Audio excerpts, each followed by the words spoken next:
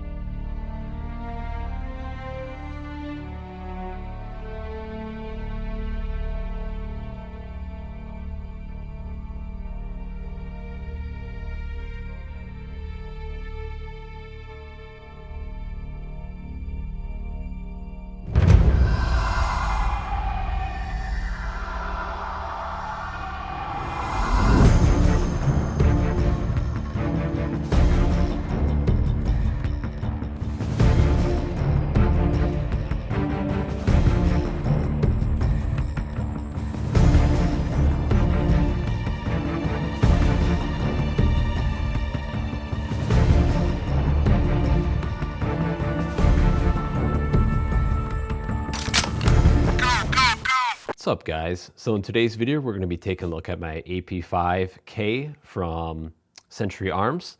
It's a clone of the original MP5-K. They're made on the same tooling as the original HK, so they're a very close clone to the originals and obviously a lot more affordable. But this thing, so much fun, fantastic shooter. But we're just going to be going over this, kind of all the upgrades I've made to it, kind of why, and just kind of show you guys the MP5-K. So kind of reasons going into the MP5-K, obviously growing up playing video games, Counter-Strike, Call of Duty, all those games all had either the full-size MP5 or the MP5-K. And over the years, I've shot the MP5 and the K.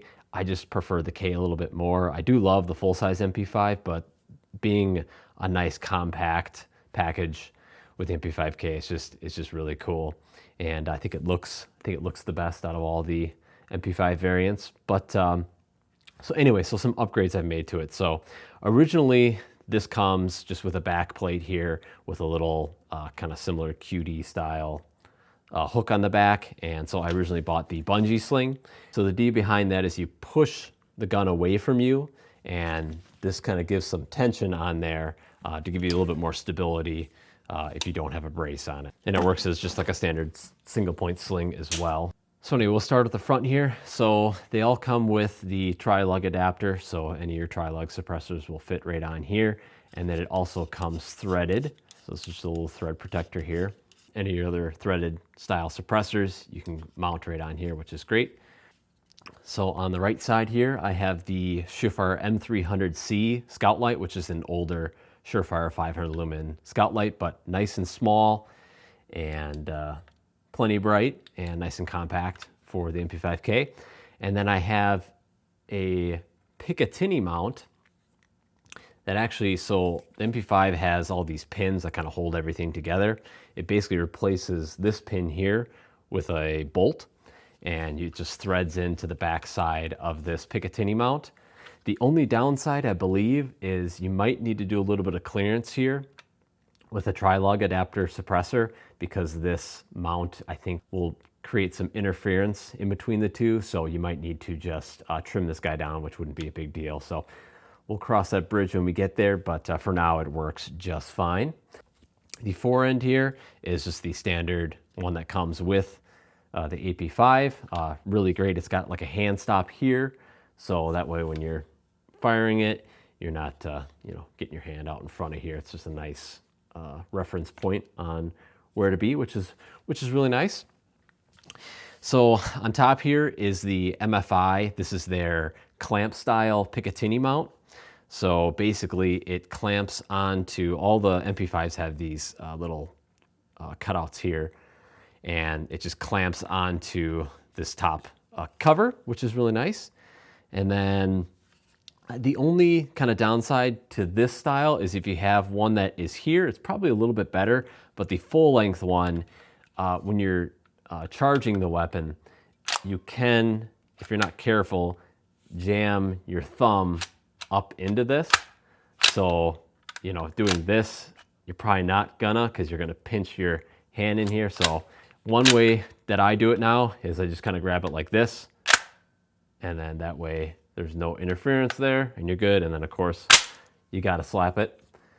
But But yeah, that's just kind of the only downside to this style mount. They do have ones that are just on a single. I kind of wanted a little bit more rigidity, so I opted for the double one, and then you just kind of have to kind of work around that. The sight I have on here is from Novus Precision.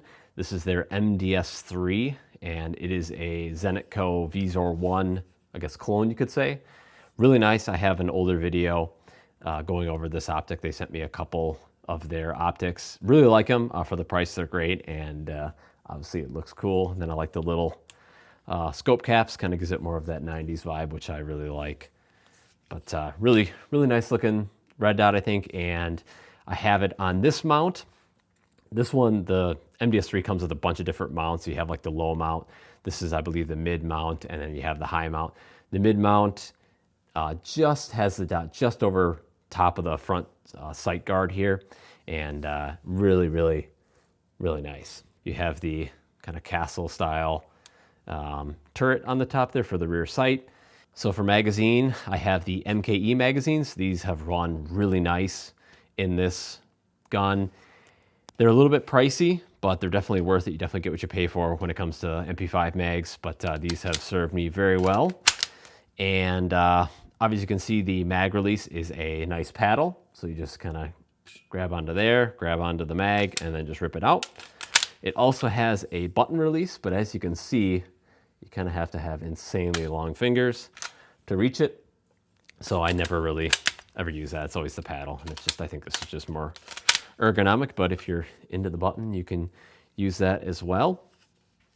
Coming down to the lower here, this is a replacement lower. So this was from HK Parts. This was just a used Navy lower, which gives it that kind of more straight cut there.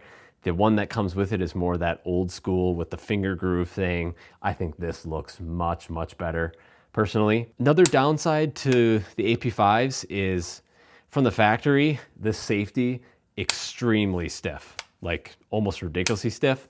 Now after using it a bunch, it's starting to lighten up here, but it's still not like an easy, yeah, it's still not super easy, but it's breaking in and wearing in. But originally it was like almost like where you got to really grip and rip it down there. And so it's getting much better now by just using it.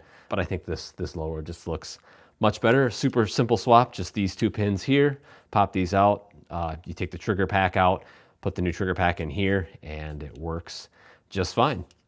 So I guess we will kind of show you guys the trigger here. So obviously we only have safe and semi, but we'll go ahead here with the trigger here. But we got a little bit of take up, and then pretty mushy. But when you're shooting it, you don't really notice it. It's not the greatest, but I don't mind. You can see it's just a little mushy. Get that little mush, and then, but it's fun. And then lastly, so this originally comes, I think it's like a kit, but originally it just comes with that back plate. HK Parts has a kit that you buy the brace with, and it comes with the attachment point for the back side here that the two pins hold into place. And then this is just the SB Tactical brace, and it is folding, which is really nice. So you can kind of really see the benefit of the MP5K just being super, super small and lightweight and pretty nice. So I did have to put a bunch of, I just put some Velcro on the back side here to kind of take up the slack because it was real wobbly. So now it's nice and tight, and yeah, I would recommend definitely doing that. So anyway, guys, that's going to do it for the video. This is the MP5K or the AP5K, whatever you want to call it. My buddy actually has a real MP5K, and it's very hard to tell the differences. The welds are just a little bit different, basically identical. All the MP5K parts all fit onto this guy. So no worries on compatibility wise. And this thing has run flawless for me, and it's just an absolute blast to shoot at the range. It's very fun. I think a can would be extra fun. And then I do know they make some super safe ways to shoot this, which is kind of fun. So something like that would be cool. You can get a different trigger pack housing, and I've seen some different ones like that, which I'm sure you guys have seen too. But something like that would be very cool to kind of really see what the MP5K is really like. But in semi-auto, it is still fun. And yeah, so anyway, guys, hopefully you enjoyed the video. If you did, definitely give the video a thumbs up. Definitely consider subscribing. That helps me out a bunch. I do have a Discord server. I will leave a link in the description for that if you guys want to join that and show off your builds. And if you got any questions or anything like that, definitely head there. But that's all I got for you today, guys, and we'll catch you guys in the next one.